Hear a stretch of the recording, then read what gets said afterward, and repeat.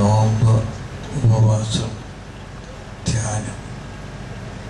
ഈ 3 കാര്യങ്ങളും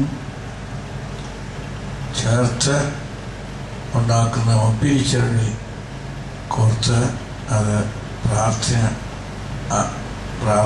അത് ചേർത്ത് പ്രവർത്തിക്കുമ്പോൾ മാത്രമേ ആ പ്രാർത്ഥന ദൈവത്തിൻ്റെ സന്നിധിയിൽ കൈക്കൊള്ളപ്പെടുകയുള്ളൂ.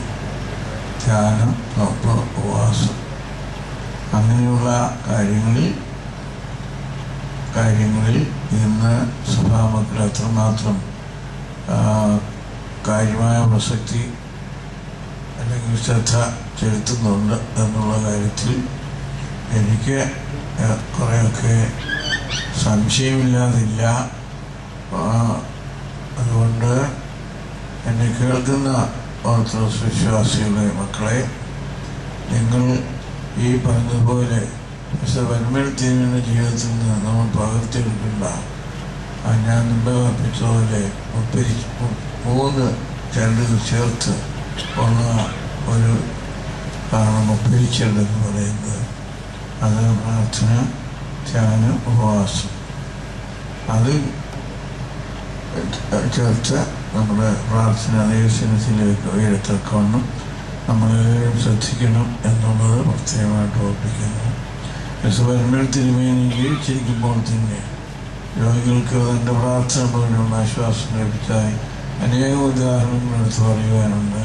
അതിനൊന്നും ഇപ്പോൾ സമയമില്ല. അതിനുവേണ്ടി നിങ്ങൾക്ക് പലതും അറിയാവുന്നതുകൊണ്ട് ഞാൻ ആ ഭാഗത്തേക്ക് കടക്കുന്നില്ല.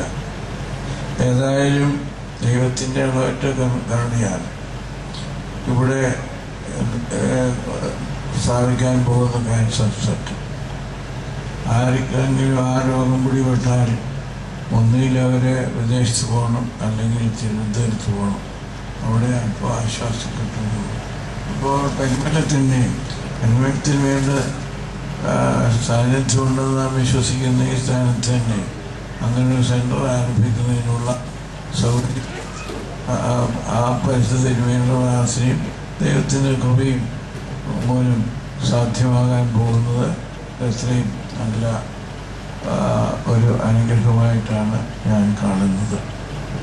അതിൻ്റെ ചുക്കാൻ പിടിക്കുന്നതിൽ സഹായിക്കുന്നത് ലോകപ്രസിദ്ധനായ ഡോക്ടർ കെ.എം. ചെറിയാനാണ് എന്നാണ് ഞാൻ വിശ്വസിക്കുന്നത്.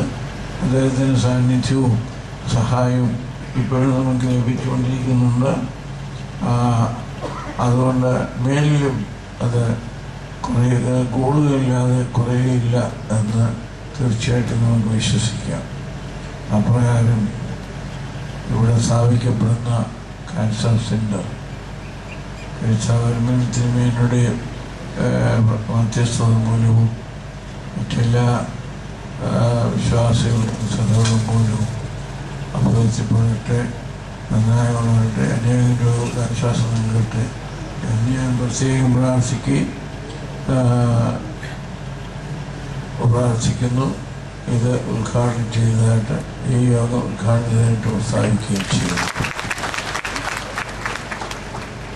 നൈപുണ്യവും കാരുണ്യവും കൈപുണ്യവും ഒത്തുചേർന്ന ശ്രേഷ്ഠ ആചാര്യനാണ് മലങ്കര ഓർത്തഡോക്സ് സഭയുടെ സീനിയർ മെത്രോപൊലിത്ത അഭിവന്ദ്യ ഡോക്ടർ ഗീവർഗീസ് മാർ ഒസ്താത്യോസ് തിരുമേനി. ഈ ചടങ്ങിൽ മുഖ്യ പ്രഭാഷണം നൽകുന്നതിനായി ആദരപൂർവ്വം അഭിവന്ദ്യ തിരുമേനിയോട് അപേക്ഷിക്കുന്നു. Father, Son, and Holy Spirit, one God, word without end. May it please His Holiness, Vicarius, the Joseph the Catholicos of our church, and all the bishops, and all those who are present here. I will say a few words first in English, then I will turn to Malayalam. I will make it very brief also. First, I want to say about St. Gregorius. His name is the mediation. By his mediation, miracles are taking place. This is going to be the greatest miracle that is going to happen by his mediation and intercession. Second, I want to say a word about the word Ostathios, sharing center. My word Ostathios is not my name. It's the title of a book I wrote, Sharing God and Sharing Word. In my humble studies, gospel is sharing. Love is sharing. Holy Trinity is sharing. Devil is the opposite of sharing. A professor of mine wrote a book, Creator and the Adversary is the title of the book. It's an internationally known book. Adversary is Satan. His motto is accumulation. God's motto is sharing. The cross shares the love of God for all of humanity. So sharing is the most important meaning of the word gospel. So this hospital is launching on a sharing project worth 100 crores of rupees in one building itself. It's going to be amazing. But because of the need of sharing, many rich people will share for this one crore.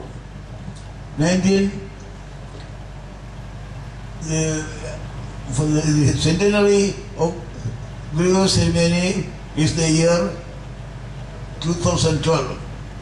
That year, this new building will be inaugurated with a real pomp and glory by all the people from India and outside. But this sharing is the most important duty of every one of you. Devil does not allow sharing. He wants you to accumulate.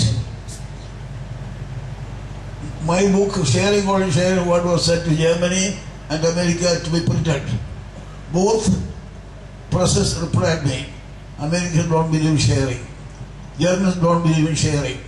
So we cannot have purchases for this book. This is the greatest problem today world. Everybody wants to accumulate.